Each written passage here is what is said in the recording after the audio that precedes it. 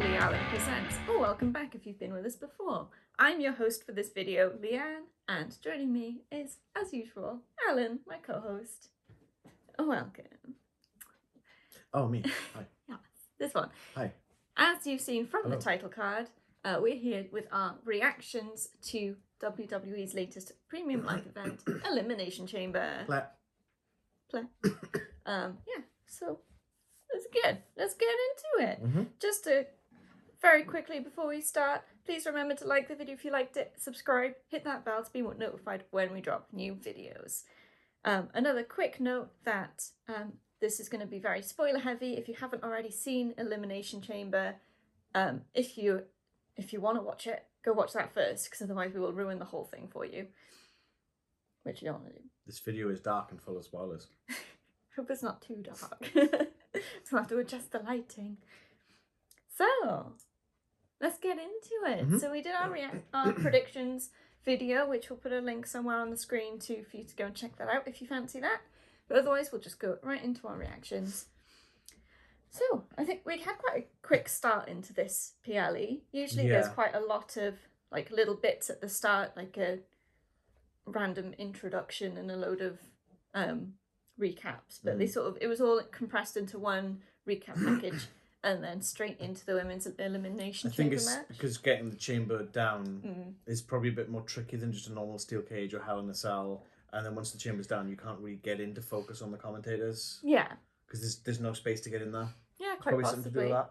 So straight into it, but I have no complaints about that. We want to get straight into the action and see what's going on. So yeah, we start with the women's elimination chamber match.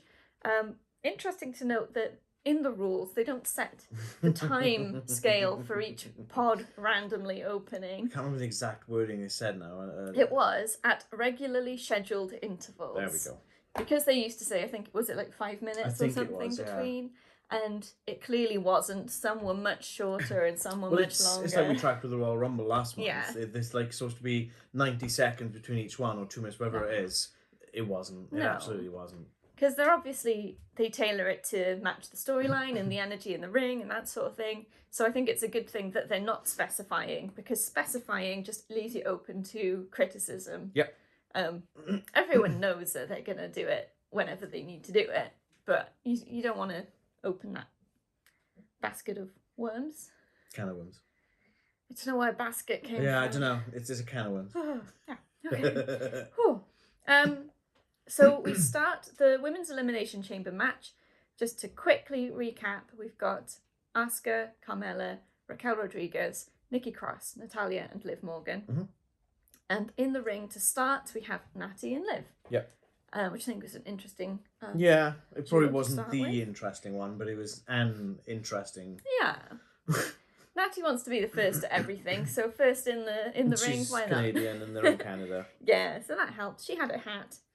That's fine. Bloody hell. Okay. Pop. Quick sidebar. Whose hat is better, Natalya or Jake Hager? I can't remember what hat Jake Hager wears. It's the bucket hat. Oh, the purple bucket hat. Yeah, of course. I like this hat. That's a good hat. At least it serves a purpose. At least it's actually a bloody hat and not just like an ornament. It's like a flat cap beret kind of thingy. I don't know. It's weird anyway. It doesn't fit.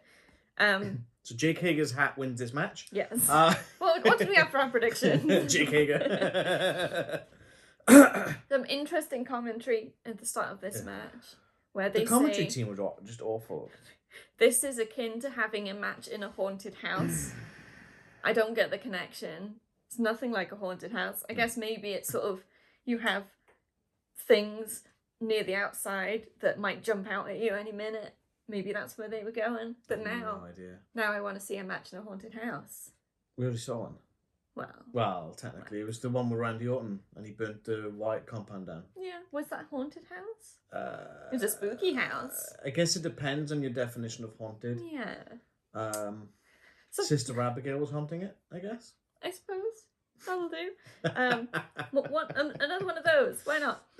Interesting thing I found in this match is heads going through the chain link, which didn't look great, to be honest. I think it happened twice in very early on, and it looked like the first time Natalya's head went through, And then later on, she put Liv's head through. Yeah. So it feels like And the Liv's got a first small time head. when she did it, she was testing to see whether a head would fit through it.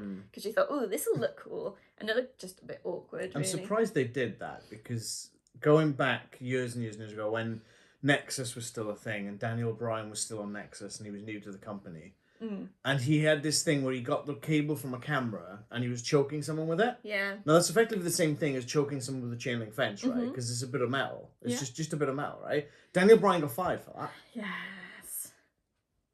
So I don't quite know why that's acceptable here but wasn't acceptable there. And I I think it was probably came up with in the ring at the time. If that's true, then someone's going to get chewing out, because because Liv was playing it up really well. Yeah. And it looked convincing. But it looked a bit rubbish, really. Oh yeah, but the choking on it looked convincing as well. I mean. Yeah. Like, and that's something that can easily be replicated by any child. Yeah. You know. So. Bad example, Natty. Yeah, I mean, the crowd was very much behind Natalya, given the Canadian crowd, up until Asuka comes in. Yeah. So we had, obviously, Natty and Liv started, then Raquel comes in, then Nikki Cross, then Carmella, and then Asuka, and the crowd completely flipped. Carmella came into the match like 3 times. Yeah, she kept trying to block herself back into pods. There you go. And obviously, taking advantage of everyone else's hard work, which is very Carmella thing to do. Yeah. Trying to get pins on everyone. But yeah, I mean, it's a good match. Yeah. I quite enjoyed it. The weird moments. Liv Morgan hitting a sunset flip powerbomb off the top of the cage. I think it was. It wasn't. Yes. Or was it off It was the ropes? off Yeah, it was off the pod, wasn't the it? top of the pod. Yeah, because the person was on the top of the ropes. I think it was Raquel. Yeah, hang on. I think That looked incredible. Yeah, it was really, really good. Yeah, can't find it now.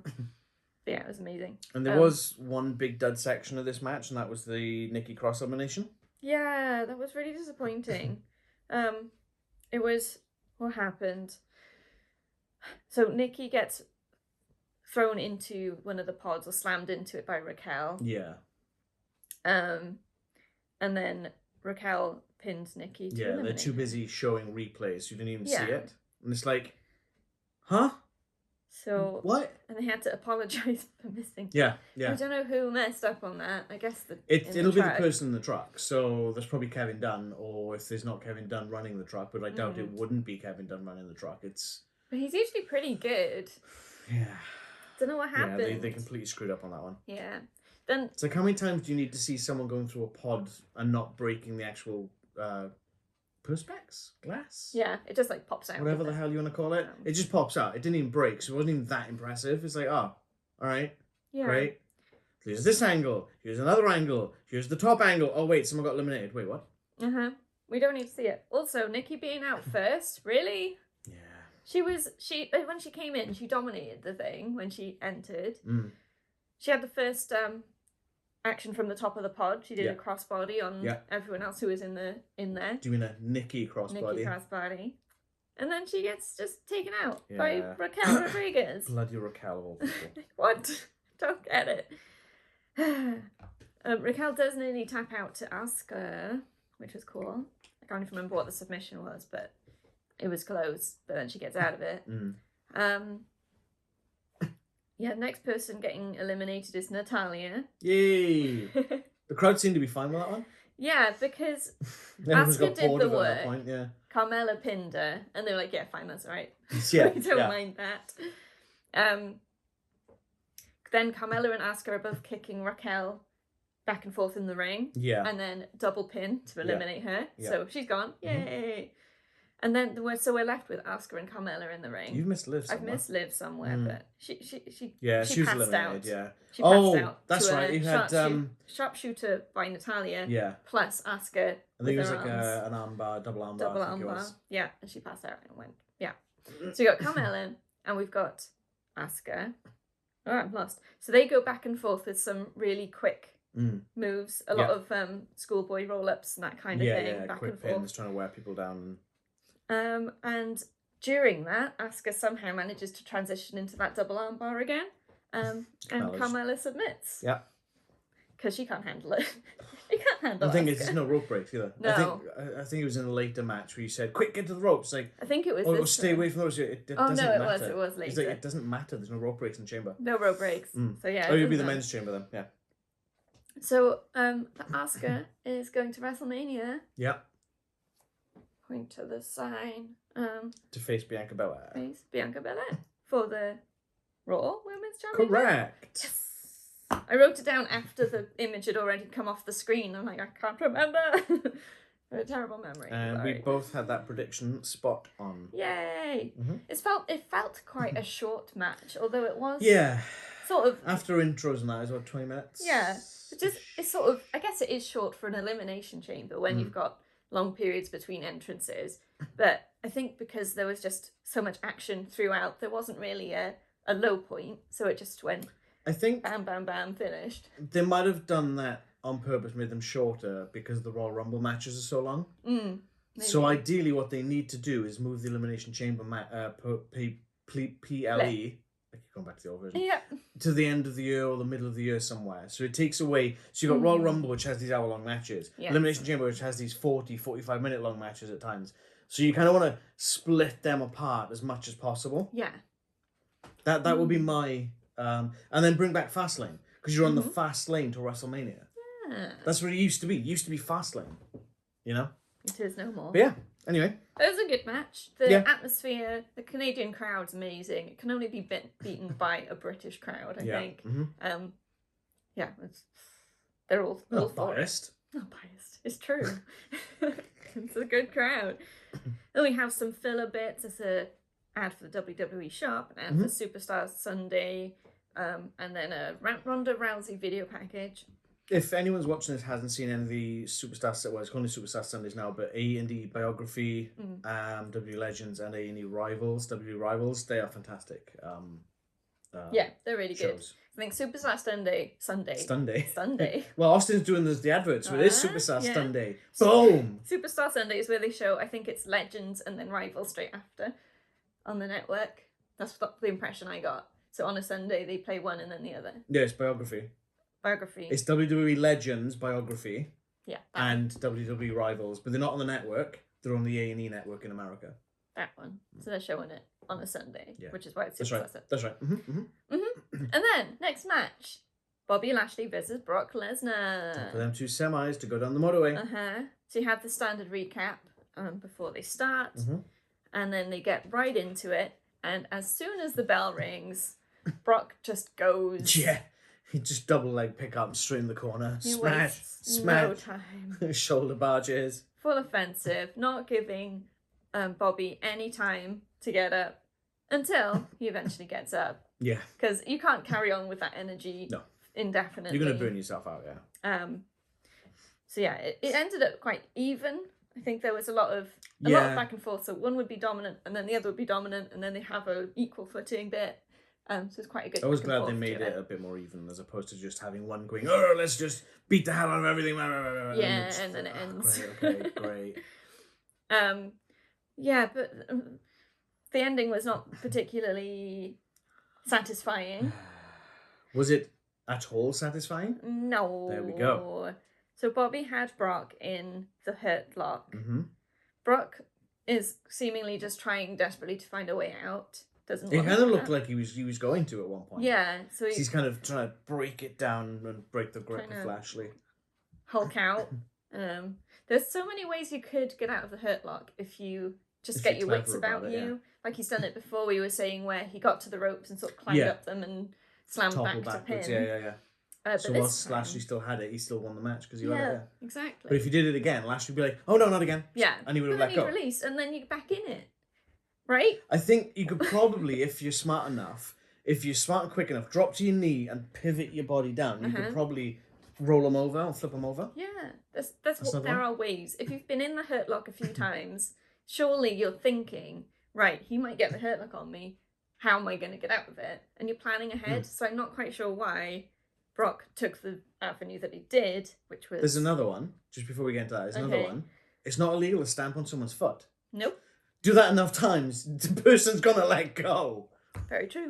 The key is you just have to find your way out before you start clouding. So as soon as you sort of got in, you just like bam, bam, bam. It's like, oh no, it's locked in. Do something. Yeah. Don't wait. And don't low blow to get out. That was awful. He just swings his leg back. And the ref's just like, oh. ring a bell. Ring the bell. Ring the bell. Disqualification. Bobby wins. Yeah. And then Brock goes nuts. When it's his own fault. Because he did an illegal move to get out. Yeah. When he's done it before, legally. Yeah. And won through it. So F5's what are the you ref. thinking? Yep, F5's the ref. Bobby. F5's Bobby. Puts Bobby through the announce table. Puts the ref onto the rubble of the announce table. Announce table. And is probably getting a hefty fine or a suspension from that. Yeah. One thing that yes. I've got my notes here is that quite early in the match, Brock hits an F5 and Bobby kicks out. Yes. Are they trying to push that Bobby Lashley's invincible, or that the F5 is now ineffectual? I think Bobby being invincible is the one. I don't know. I just feel like too many people are kicking out of finishers, and it's really getting on my nerves. But they've had multiple F5s in a match before. Yeah. Well, yeah, Roman Reigns is the same. Yeah. So does that mean that the F5 is ineffectual? Does Brock need a new finisher? It's not a finisher anymore. Yeah. It's like the Snake's DDT. Like, that is now a transition move, when back in the day, you drop someone straight on their head, they're out. Yeah. You know, that was a finisher. Now it's just a transition. Great, awesome. I guess that's human evolution for you. Yeah. On a technicality, you got this one right. On a technicality, I got it wrong. Yes. Because because it was a DQ, though, I kind of a bit it counts. Bobby won. I win. Bobby won. I was right. There's no technicality there. There's absolutely technicality. The rules say Bobby won. So I was correct. So, and obviously our prediction video was pre-SmackDown because of the way SmackDown is on a Friday. On SmackDown, we had Bray Wyatt and Uncle Howdy basically issue a warning. Yes. Or a threat. I don't know. It's definitely a warning, right? To the winner of Bobby Lashley versus Brock Lesnar. Now, does that mean we're getting Bobby Lashley versus Bray Wyatt? Maybe. Or are we going to get to see Bobby Lashley versus Brock Lesnar again? Or are we going to get a triple threat? What if, right, Brock Lesnar did the low blow deliberately to get disqualified so he wouldn't be in Bray Wyatt's sights? Or what if they both start getting attacked, form a tag team to go against Uncle Howdy and Bray Wyatt? Ooh, that could be interesting. I don't think they'd make a good tag team, but it could be hell interesting. No. Hell no. Imagine the tags. It was just like Brock going smack on Bobby's chest or shoulder or whatever, you know? It wouldn't be like what Drew and Sheamus are doing now? Pretty much. But yeah, cool. Before the ending, this was a decent match. It was decent. I was enjoying it, and then it just plummeted. That just sucked the air out of the entire thing, and it was like, right, that's just an awful finish. There we go. All right, now we got some more filler. We start with, for the build-up to WrestleMania Goes Hollywood, a take on the Joker. Yeah. Where the film The Joker, where you have the Joker like dancing down the stairs. Only we've got Seth Rollins being the Joker. Yeah. And dancing down the stairs. He's got a lollipop and he's doing all the moves. I think in the film it's a cigarette, isn't it? I think he's smoking a cigarette on the way down. I can't remember. I think so. It's been a little while since we've seen that. But I mean, he did a great job. Yeah, he did. And he gets to the bottom of the stairs, and there's Becky Lynch with the worst Batman voice I've ever heard, asking him what on earth he's doing, and saying that she's now going to the man cave because she's the man. Yeah, so it's like, we have a man cave? I do, because I'm the man. They clearly had so much fun with it. I love it. I'm so glad. Like when it was announced that they were going back to Hollywood for this WrestleMania, the previous one they did in Hollywood, they did the same sort of things, and they are absolutely fantastic. I hope there's more. Like you got Triple H as Braveheart. Yeah. You got Stone Cold clips. as Maximus from Gladiator. There's a lot. There's a bunch that they did, and I'm so glad they're doing it again because they're so fun. Let's just hope they got some more coming. Oh, they will have. I reckon they will. Yeah. They'll have about 5 or 6, I reckon. Okay. It's like one for each week maybe leading up. Possibly, yeah. Yeah, we're just under 6 weeks now till WrestleMania. It's nearly there. Cool. Then we had an ad for WWE 2K23. Yeah, which is coming out next month. That's good. And then usually when the WWE guys do ads for companies or sponsors, they're like a bit funny or something. Mm. But we had the most boring DraftKings ad from Drew and Sheamus. Yeah. Like, what? Why even bother? But that's fine. It was just them just staring straight into the camera and You were talking. just like, Weird. DraftKings! Okay. Well, the DraftKings, they usually get the backstage presenters and stuff to do those, but... Yeah. I don't know. Dunno. Bit weird. Yeah, And then a Cody Rhodes video package. Again. Good old Cody Rhodes, the face of the company, apparently. And now, our next match. Edge and Beth Phoenix versus Finn Balor and Rhea Ripley. So what you mean is the grit couple versus the Judgment Day. Yes. And Dominic's there too. Dom. Good old Dom. Jailbird. So a recap, obviously, at the start of this one. And then out they come. And let me just say, I think I might have a girl crush on Beth Phoenix. Because she got everything. She's got the look, just the whole persona and the way she presents herself and the way she wrestles. She's a superstar. Look out, Edge. She's awesome. She's going to steal your wife. I love Beth Phoenix. Love you, Beth Phoenix. She's really cool. But she's got it, right? It's not like she's wrestled a lot recently. No. But she still got it. I think it's been over a year since she last wrestled. There's no ring rust, from what I could see anyway, but I might have had rose-tinted It's glasses. it's because she wrestles with a rated R superstar. It's good. It's good. This match was great. I loved it. I mean, just the back and forth between all of the stars, and you did have some action with the women. Yeah. They both, what was the move? Powerbomb. Powerbombed both the guys off the ring post at the same time, which is pretty cool. You love seeing that. We had some good tag team moves, and also some interference, of course. Well, Dominic's out to expect. Yeah. There were a couple of times where his interference sort of didn't seem to work, which is fun. But then I think he was trying to take Beth Phoenix off the top rope and didn't work the first time. But second time, she went down and it looked painful. Yeah. Ouch. It did. Brings a tear to your eye. Doesn't matter what gender you are. That's not going to be pleasant. And the one thing about this match that bugged me was there's a mess up, and there was one thing that bugged me. Oh, yeah. The thing that bugged me was that Rhea went for Riptide quite a few times, and every time it was counted. It's like, if I'm Charlotte Flair watching that, I'm like, oh yeah, I know to beat her now.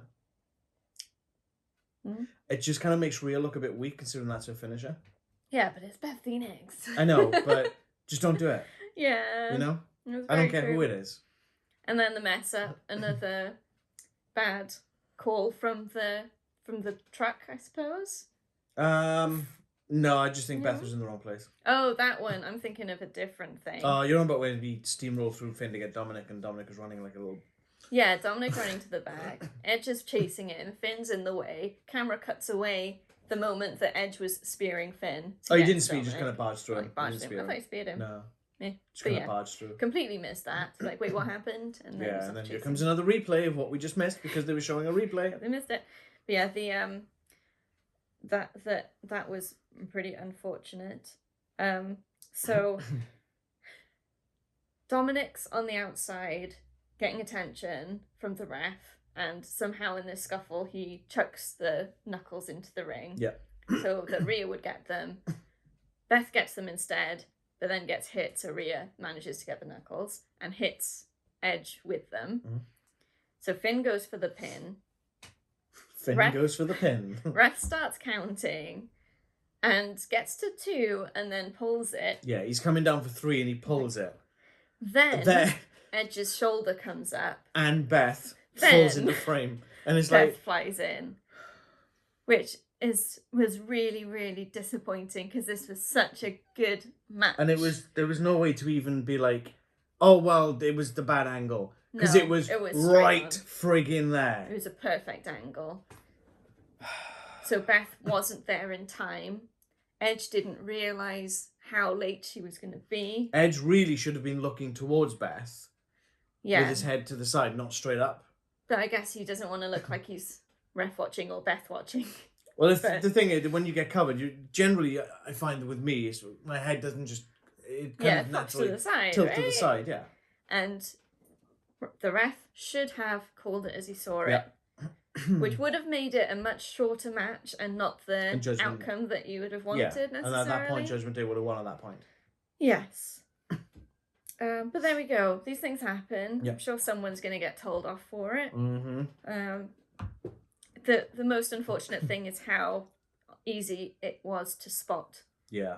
So it was right there. You couldn't miss it. You couldn't miss it. You just literally could not miss it. Which is really unfortunate. But there we go. She wasn't there in time. What can you do? In the end, we do have Judgment Day winning. No. No, they don't. No, Hang on, I've written it funny. How much were you watching? The Great Couple win. Edge spears Finn and then hits the shatter machine with Beth doing the other bit because it's a 2-person move. And then Finn gets pinned and they win. So apparently, I don't know if this is in the conference after the event or if it was an interview happened somewhere else after the event, but apparently that was the first time they've ever attempted and pulled off that move. Oh, cool. Good for them. It looked great. And they're really good friends with FTR, which is why they used it as like a tribute to them. Sweet. I like it. So yeah, we both had that one right. Yay! Yeah, incredible match. Storytelling, character work, the range of action that they had in there. It was just a shame that there was... It's that one moment, really, was the one that takes you out of it. But I don't know, it's still up there. It's still a great one. More filler. First we have the classic Buy Our Belts ad. Then a Miz... Buy Our Titles ad. Buy Our Come on now, Titles. Leanne. Wow. A Miz video package. Yep. And then we go to a backstage segment with Roman Reigns and Paul Heyman, sort of prepping for the match. Do you notice that the can he was drinking was the sponsor of the show? Did you notice a the massive line? slab, yeah. The most obvious product placement, because this energy drink is a sponsor of the show. And he was taking way too frequent sips with this can. You just get it in frame as many times as you possibly can and we'll give you money. Yeah. So yeah, that was a little bit Do you think it's like $100 per sip, like maybe? every time that's what it is? Every time he comes into frame. So, Paul, what are we planning for? That's a grand. I bet Roman Reigns doesn't drink that. Oh, probably not. I bet it was an Probably empty put can with water. in it, yeah. Oh, but there we go. Sponsors. Yeah, and then we go to not the main event, the men's elimination chamber. Yep. And on the line is the United States Championship, currently held by Austin Theory. Well, at this point, it's currently held, yeah. Yes. At the start of this We're going to give spoilers, but we're not going to give spoilers straight at the beginning of the match. No. So we have Austin Theory, Montez Ford, Bronson Reed, Damien Priest, Johnny Gargano, and Seth Rollins. Seth freaking Rollins. And we've got Johnny and Seth starting. Which I think I said my predictions that they should do, because they could really sort of highlight Johnny Gargano at that point. And they did. And they did. Like, damn, dude. The speed on these guys, just straight into it. A lot of pin attempts and a lot of countered moves, just back and forth. I'm surprised the ref didn't be like, Give me a minute. And then, not quite what I expected, but Theory comes out next. Yeah, I wasn't expecting that. I really thought, like, to be fair to him as the champion at the time, but Leanne, bring him out later. It's random. It's random. Yeah. It's not random. It's random, Leanne. When the light's going like in time, if it's not on the one that they want, when the timer stops, it does a really quick jump to the one they want. It's so obviously not random. But it's random, Leanne. Yeah, sure. They say it's random. They say it's random. Yeah, that doesn't mean anything. Kayfabe is real, Leanne. There. Get on with it. Austin Theory tries to get Gargano to team up against Seth Rollins, and it doesn't go particularly well. Gargano then just attacks Theory, because I mean, yeah, just look at his face, right? No. And then Theory locks himself in a pod, and is goading Gargano on the outside of it. Unbeknownst to him, because there are 2 doors to a pod, the back one opens, and Seth Rollins there and attacks him. And then you've got... Yeah, Johnny's just like... Yeah, he's behind you. He attacks. Gargano gets in there. They close the doors. You've got the 3 of them in the pod, and they're just beating on Theory. Yep. I've never seen that before. 3 guys in the pod. That sounds like something. Don't. I don't like that. Move on. Priest comes in, and then after that's Bronson Reed, and then Montez is the last one.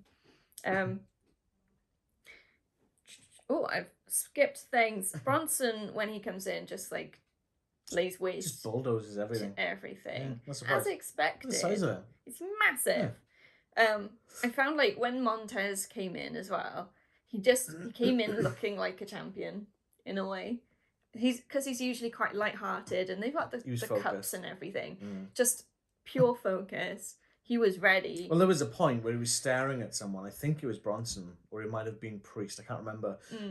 But it was like, I think just replaced him with a cardboard cutout because he was there. He was not blinking, stone-faced, not moving. It's like, oh, what? I think, it's not going to be long before he gets into a title picture. No spoilers. But do they break the Street Profits up at that point? At some point. Could happen. I think he's getting there. He was my prediction for this match. He was. So, continue. Yeah. One key moment in here was, I don't usually like complimenting Austin Theory, but he got Bronson Reed up on his shoulders. Oh, yeah.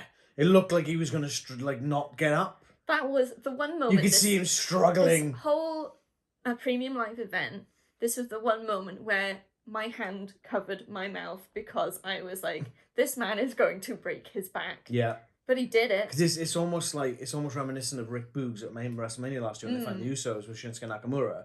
And he had both Usos up and he'd just lift him up and boom, his knee just gives out. Yeah. And he's out for 10 months, 11 months, whatever it was.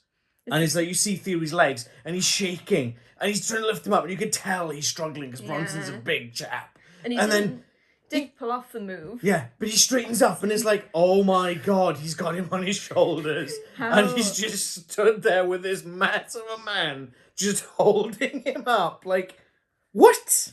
I mean, that's points in Austin Theory's mark sheet.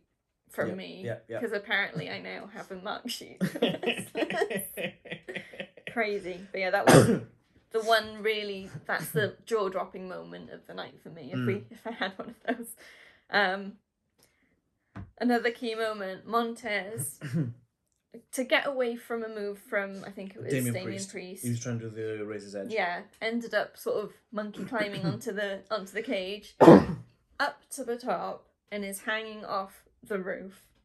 So gets his legs up there to turn himself round, and then just, I guess, almost frog splash, maybe, onto everyone. Or was just I think it was dive. Just he kind of, just belly flop, maybe. Belly flopped onto it's some everyone. Sort of splash. That's got to be nerve-wracking doing that. Just hanging off. Well, you're there, probably 18 foot up at that point, maybe 20 or push. Just one wrong move, and that's going to go very bad. The guy's just like, oh god. See where this is going. The first elimination, I think, is Bronson Reed, surprisingly. I think everyone just starts beating on him, yeah. You had Montez, Seth, and Gargano. I don't know why I do a mixture of surnames and first names. It's fine. You get super kick after, one does a super kick. Yeah. And then two of them go for super kick. And then three of them go for super kick. And then they all do individual moves on Bronson. Yeah. And then I can't remember them with Johnny's one, but it's like a draping DDT kind of thing. Yeah. Seth hits the stomp, and then Montez hits the frog splash. And Montez pins him, and there he goes. And he's out. And then the commentators keep saying it took 4 people to take him out, but it was very clearly 3 people. Were they counting Bronson as the 4th one, getting himself out? I think so, yeah, probably. Bit weird. Idiots. But yeah, commentary team was not on point this night. They were awful. No, they were terrible. Later on, you have Seth and Gargano both sat at the top of a pod, just having a bit of a chat for a second, and then Seth just chops him across the chest. It sounded like a gun going off. It's like, oh, I felt that. And then Seth tries to powerbomb Gargano off, but somehow Gargano flips the whole thing and just launches Hurricane Rana Seth off onto everyone. They like throwing people onto people and jumping onto Damien everyone. Managed to catch Gargano as well, because he was in the right place for that. So yes, that must have practiced quite a few times. Yeah, so Priest then gets a Razor's Edge on Gargano and pins him to eliminate. Yeah. And then Montez Ford pins Damien after him and Seth hit a blockbuster on him. Yeah. And then Theory, hang on, Rollins stomps Ford, and then Theory pins him to eliminate Ford. Yeah, because they stomped him on the outside. He was draping over the ropes. And yes. He stomped him. Oh, that was so painful. And this is when things get wild. So Montez is in the ring for ages. You're like, what's going on? The ref's checking on him and then starts calling for help. And we're like, what is happening? Is he okay? But then you notice that he's kind of doing this on the ref's leg. Yeah, so he's clearly indicating, I'm fine. This is part of it. Don't worry, but get help. So then the cage is open. Montez Ford milks it so bad. I mean, I guess good, but when you know he's fine, give that man the Oscar, right? Because that was... He's like dragging one leg along the ground, but then somehow being able to support himself on that leg while he puts the other leg over the ropes, and then hobbling out, collapses to the ground when they get out of the cage and all this. I'm like, okay, this is leading to something, because we know he's okay, so there must be a purpose to this. Like, maybe it's something. There's no elimination, no disqualifications, so there's no count out. So what could it be? And then in comes not good old Logan Paul, and attacks Seth Rollins, and then goes out of the cage. They close the door, and he stomps Seth Rollins on the way out. He does stomp Seth Rollins, and then Theory pins Rollins to win and retain the championship. I've had enough. We're not going to talk about him. We've had enough of him. No. Yeah. But there we go. I guess if you want to get booze, you bring out. So Leanne predicted Montez Ford to win this. Yeah. She was incorrect. Wishful thinking. I predicted Austin Theory to win this. You were correct. I was correct. Yep. He retains. Yep. So same. It's related. So I'll just cover this now. After the event, they started doing what AEW do with like a press scrum kind of thing, but they call it a press conference or media conference. They had Austin Theory come out and he issued an open challenge for Monday Night Raw in Toronto tomorrow night. And Edge and Beth Phoenix had a part segment in this press conference as well. Edge has accepted. So it's going to be Austin Theory defending his United States Championship against Edge. What did I say in our prediction video, Leanne? You want Edge to have the championship. Give Edge the United States title, because they're not going to put the heavyweight title on around because he's not going to beat Roman Reigns. But give him the run with the US title. Yeah. Done. They all my predictions are coming to fruition. Apart from... Shut up. In the sense of long form as well. I said at Rumble, it's probably going to be Seth and Logan. Logan Paul at WrestleMania. Look what they're doing. Yeah, does look like. I said that Edge will most likely get a title belt before he retires. Look what's happening. Just didn't predict that Bobby was going to win. I predicted they were going to put Johnny Gargano and Seth Rollins in the cage first. Just didn't predict. Look what happened. Just didn't predict that Bobby was going to win. I think having 3 over 1 is better, Leanne, personally, but there we are. Continue. You're just so proud of yourself. Bless you. Do you blame me? Then we have another load of filler. They do another ad for Rivals. They do the same ad for DraftKings. Bianca Belair video package, and then an ad for WrestleMania. Fine. And then we go to the main event. It's time for the main event. It's time for Leanne's Signs of the PLE. It is, actually. You almost forgot about that, didn't you? No, I didn't. I was going to do it at this match. Okay. I was going to introduce the match and then do the signs. I know what I'm doing. Do you, though? Yeah. It's time for... Oh, no, I've lost a Post-it. No. Oh, you're going to get banned again. Oh. Hang on. Do you know how much I had to bribe people to let us back on the channel? And signs of the PLE. And signs of the PLE. Play. Oh. Shh. There you go. Hold carefully.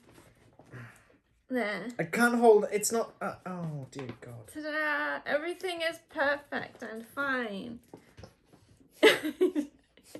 That's fine. Don't worry about it. It's okay. Okay. There were an awful lot of signs, but most of them were your kind of classic ones. A lot of ones I think were in French as well, which I couldn't do anything about. In third place, and this is mainly for the sheer number of these signs, was if Sami loses, we riot, / if Roman wins, we riot. There were a lot of them. A lot of them. And understandably, because this is Sami's home crowd. So yeah, that came in 3rd place. 2nd place was a poster that just said Attitude Era poster. Why are you sniffing my sign? Continue. What?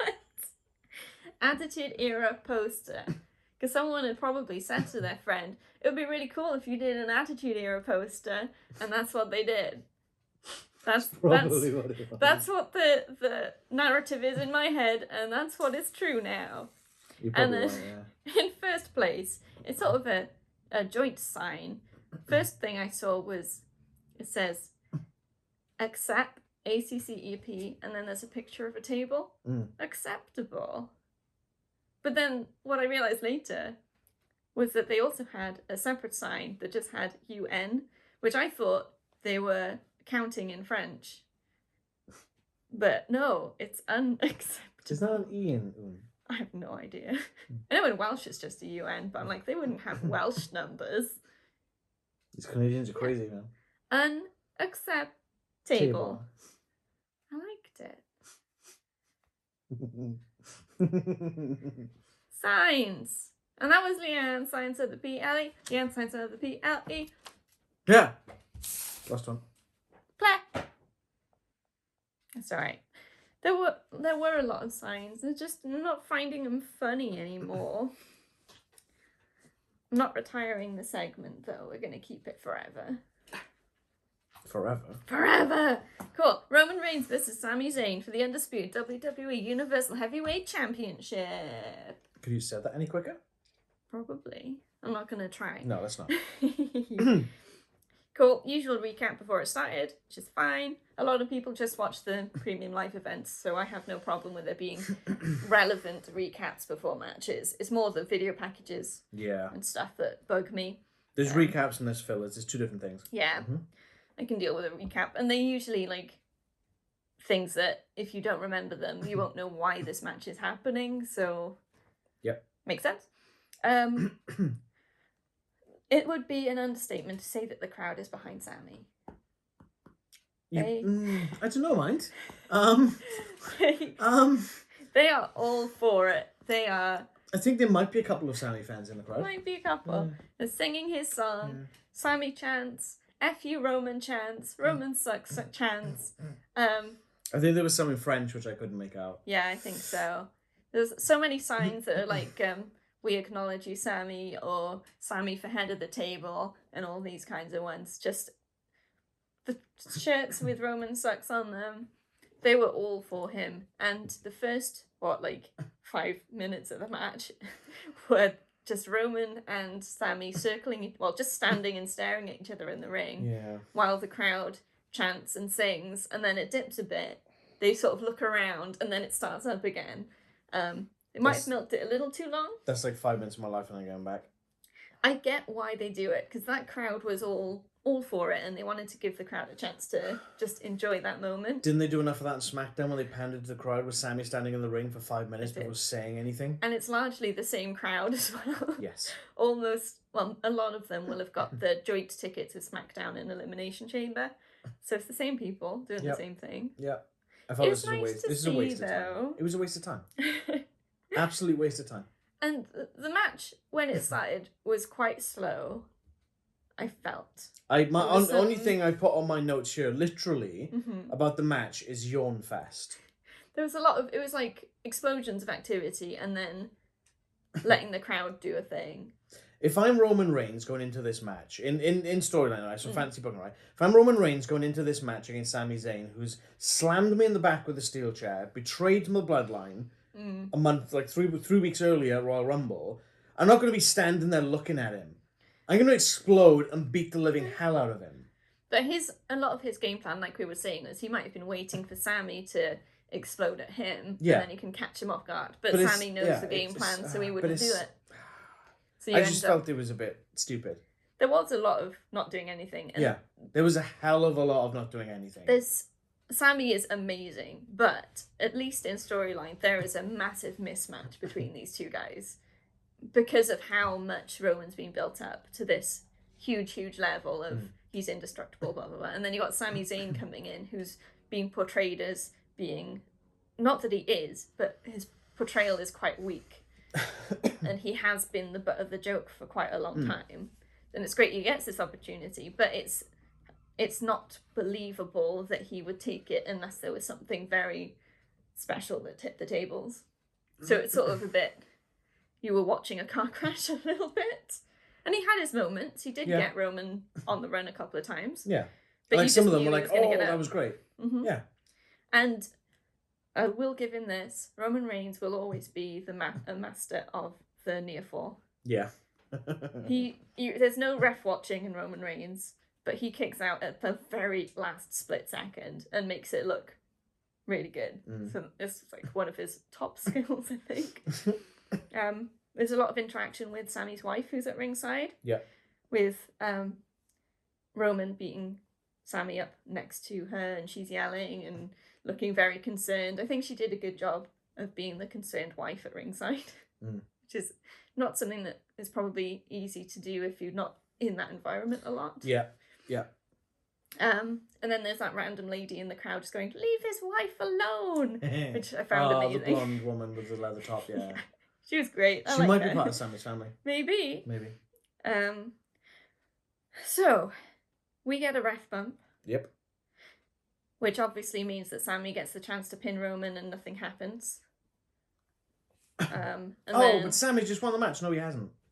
He hasn't at all. No, he hasn't. And Sami knows he hasn't because he can't hear the ref counting, so he knows the ref's down. And that's why Roman doesn't kick out, because the ref's not counting. Yeah. Why expend the energy kicking out if you're not hearing it? That's very true. That's what I said. Like, the commentators always do this, and it annoys the hell out of me. It's like, oh, Sami's just won the match, he's just won the title, but there's no ref, so he hasn't. Well, no, he hasn't, because who's to say that if there was a ref there going 1, 2, 3, that Roman wouldn't have kicked out, because you're waiting for that environment to know, like, oh, okay, I'm being counted, I better expend some energy to do it. It's having ring smarts, isn't it? Yeah. If you know the ref's not there, you're not going to kick out when no one's covered, when there's no one counting. It's very true. Stupid.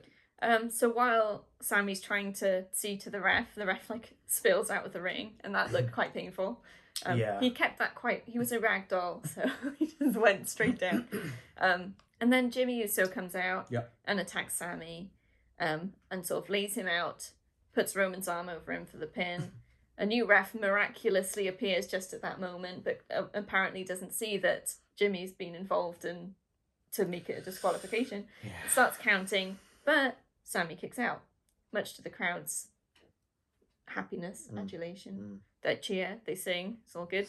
Then we get a second ref bump, because one ref bump isn't enough. Well, we thought there was going to be one, and then it didn't. And then a few minutes later it did. Yeah, it's like, oh, there it is. There it is. You got Paul Heyman on the outside just yelling, 2 refs are down! Great. Love Paul Heyman. His face through this whole match was just amazing. He's just like... He's so when good. Roman's winning, anyway. Yeah. His facial expressions just make it. Well, the second ref is down. Paul Heyman gives Roman a chair. But before he can do anything, Jey Uso comes out. Yep. Stands right in between them. Stands in between. We have a little bit of a back and forth with him and Roman. And then Roman gives Jey the chair, sort of instructing him to hit Sami with it. And then turns his back on Jey. Clearly, like, he knows it's going to go one way or the other. So he's turning his back to see what opportunity Jey will take. Jey does not take any opportunity, just stands there like an idiot. So Roman takes the chair back. Sami tries to spear Roman because he's had enough time to get up, but Roman moves. Jey eats the spear and is down on the outside, and we don't see him again. Yeah, we don't. I don't know where the hell he went. I don't know if he rolled under the ring to stay out of the way or something, but maybe. That's it. Yeah, maybe. Roman hits Sami with the chair, spears him, and then miraculously, first ref is up and back just as Roman pins Sami to win, and the crowd dies. It was like Taker Brock at 30, where Brock beats Taker in the streak. From highest energy possible, flat zero. There's no boos. The air just got sucked straight out of that room. You just see they pan to people in the crowd, and it's not like, no, It's not like Ms. not Girl. boo. It's just disappointed head shaking, and that I feel like isn't what they wanted. What did they think was going to happen? Sami Zayn was going to be the face of the company. I'm sorry, no. Maybe they thought Kevin Owens would come out during the match and do something. Sami would get the win suddenly, and it would be like this whole thing. But no, they're not going to do that because then no one will want to buy WrestleMania. No, it's really true. Sami wouldn't be. He could do it. He could be in the main event, yes. Not at the. He not wouldn't now. put asses in seats. No, he would put Canadian butts in seats. It's not in Canada though. They travel. Have you seen these Canadians? They're crazy. Yeah. So atmosphere dies. Jimmy Uso comes out. Well, gets back up and is attacking Sami, and then Kevin Owens comes out. Yeah. Crowd suddenly is like, oh wait, we're still in this. Here's another Canadian. He can still win the title. Wait, what? No, wait, huh? He's lost, but at least we've got 2 Canadians now. Hey. There's a brawl in the aisle with Jimmy and Kevin Owens. Kevin comes into the ring and attacks Roman, stunners him, stunners Jimmy, then puts Jimmy through the table, gets a chair, heads back to the ring to attack Roman. But then Paul Heyman gets in the ring and just starts beating on Kevin Owens' back, just doing absolutely nothing. Just like Kevin's just like, I haven't seen Paul Heyman express this much energy No. in such a long time. No. Not physically. So it's quite fun to see. But then obviously Kevin Owens turns around and you get the I've always wanted to be with you, not him. it's not my fault. Typical Heyman. But then he eats a stunner from Kevin Owens, Yeah. which was very fun to see. Sami gets up, manages to haluva kick Roman, and Well, Kevin kind of he steps steps aside. out of the way. Because there's still And that's tension there. Just that. Kevin goes back, looking back at the ring the whole way while Sami's like crying. He had to because the bloodline was still walking down the entranceway. Yes, this is very true. Yeah, and that's that. And then Sami stays in the ring for a while, crying. Yeah. While the crowd sing at him. Yeah. We both had that right. Roman Reigns wins. Oh, Yeah. Oh. I feel like the after the match bit was more exciting than the in the match bit. Yeah, I absolutely agree with that. A lot happened, and there was back and forth, and sort of at least it gave the crowd something. Yeah. If they'd have just ended the show with Sami losing, that there would have been riots. Well, like they did at Cardiff in Clash of the Castle when Drew lost to Roman. And what did we get? A sing-along. Friggin' Tyson Fury sing-along. Yeah, Great. that's so weird. Awesome. So weird. But there we go. I'm sure he did some crowd work after the cameras went off as well. Probably, yeah. Yeah, so that was Elimination Chamber. Mm-hmm. Did you enjoy it? I enjoyed most of it. Yeah. There's Favorite ups and downs. Favorite match? I think, despite the one moment, I think my favourite match was Edge and Beth versus Finn and Rhea. Okay. Despite that one bit. I can deal with the camera cuts not being right. That's like not the wrestler's fault. Kevin Dunn, smarten your crew up. Seriously. Yes. But yeah, I really enjoyed that. And the back and forth and the variety in it, I think, was a showcase. Plus my new Lady Crush is in it. So, I mean, Rhea Ripley and Beth Phoenix, what's not to like? Both of them together. Yep. What about you? Top match? Men's Chamber. That was a very close. I just feel that it just had everything going in there. There was no dull moments. It had you literally on the edge of your seat, starting off with Seth and Gargano. It just, you kind of, it's that proverbial 0 to 60 when you slam the pedal down. It's like 0 to 60 in 2 seconds. Go. That's exactly what it was. Yeah. They just hit that ring. They started the match running, and it didn't stop. And I thought that was great. I thought it was really good. And it was nice to see. Funny moments as well. Yeah, and it was nice to see a different title in the Chamber as opposed to the WWE or Universal title all the time. So. Definitely. Okay, worst match or least liked match. Brock versus Bobby. We knew it. I knew it was going to be the worst one. See, I'm torn. Ooh. I'm actually torn. Okay. Bell to bell, it's either Bobby Lashley and Brock Lesnar or Roman Reigns and Sami Zayn. Really? I hated that match. It was so boring. I don't want to see them standing there for 5 minutes at the beginning of the damn match. They had some really good spots in there, in my opinion. There was some ups and downs. But I feel like that's a lot of Roman Reigns' style is high moments and then breather and then high moments. But we started with nothing for 5 minutes. And then they went into We had a bit of offense and then nothing for 2 minutes. Wow. You Brock can't. versus You Bobby hits the bottom for me, mainly because of the way it ended. Because of the finish, yeah. Yeah, it could have been so good and it was just a wasted opportunity. Yeah. I'm torn between those two. I don't know which one to pick on that one. It sounds like it's Roman versus Sami. I just feel it was just a wasted opportunity. You stole my words. It was the match ran for nearly like 35 minutes. Most of it was them just standing in the ring going at the damn crowd. At least Bobby Lashley and Brock Lesnar did hard-hitting stuff like that. Straight off the bat. Straight off the bat. Boom. Straight hard-hitting. That's where it should have been in the main event. Okay. All right. Bye-bye. Yeah, strong feelings. Anything else you want to say about this player? Nope. No? Nope. Next WWE player will be WrestleMania in April. So we'll do our predictions and our reactions April 1st to that. and 2nd. I think it's April 1st. Yeah, it's April 1st and 2nd. Another 2-day event. At least they're not going down the whole most spectacular tour. Do you give them time? They've still got 6 weeks, yeah? They've still got 6 weeks, yeah? So we already know we've got Roman and Cody. Yeah. We know we've got Bianca and Asuka. Mm-hmm. We've got Rhea and Charlotte. Yeah. And it's not confirmed, but it's guaranteed Seth Rollins and Logan. I can't even do it. Just fast forward through that match. Which of those matches are you looking forward to the most? I don't know. They've all got like someone that I want to see and someone I don't want to see. It's a bit weird, isn't it? So I'm not sure what I'm looking forward to. Who don't you want to see in Roman Reigns and Cody? I just think you just bigged up Roman Reigns pretty badly. I think both of them together, I think they're maybe a bit too similar in a way. I think they've backed themselves into a bit of a corner here. Yeah. Because Roman Reigns is up here, Cody Rhodes is still down here for me. Because he hasn't been around yet. Yeah. Because he got injured and he's only just come back. Mm-hmm. He's got some work to do. Yeah. Yeah. I think for me, the one I'm looking forward to the most right now is Bianca Belair versus Asuka. Because Asuka's going to rip her a new one. She's going to tear her to pieces. And we're finally going to get a decent Raw Women's Champion. I hope so. I really hope so. There you go. WrestleMania prediction number 1. Asuka's winning that belt.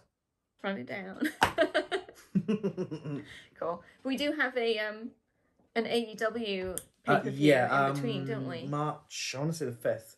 It's the first Sunday in March. So we will be back with our predictions for that in a few weeks' time. Yep. That's good. Yep. And we've got all our other content you can enjoy on our channel. Video game stuff, we got board game stuff, we got all sorts. Unboxings. We got some stuff for you guys to look forward to. And every Monday we are putting on our socials our coming up image. Post. Coming this week. So you can see what's happening in the week if you follow us on our socials. Our link tree is in the description below. Check that out. You can see what's coming and be ready for it. We might actually tease you a little bit and be like, question mark, what's coming? This could be big. We're excited. The first one might be this week. Because we don't know when this might be arriving. I have no idea. But we know it's arriving, we don't know when. It's coming, we don't know when. And I don't want to spoil it. No. I will give, I'll put a teaser in the image somewhere. I'll put something in. But yeah. See if you can work it out. Look forward to that. Yes, look forward to that. The other way you can find out when new stuff is happening is to subscribe to our channel and hit that bell and you'll be notified when new stuff drops. And, ding. Ding. It's a great way to do it. As long as YouTube's working properly, you'll get our notifications. Like this video if you liked it. Comment below which was your dud match. Let us know because Alan is torn.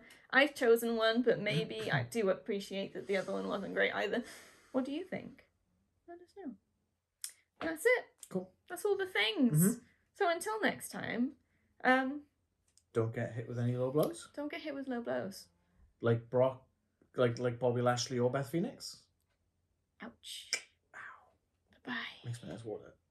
Oh.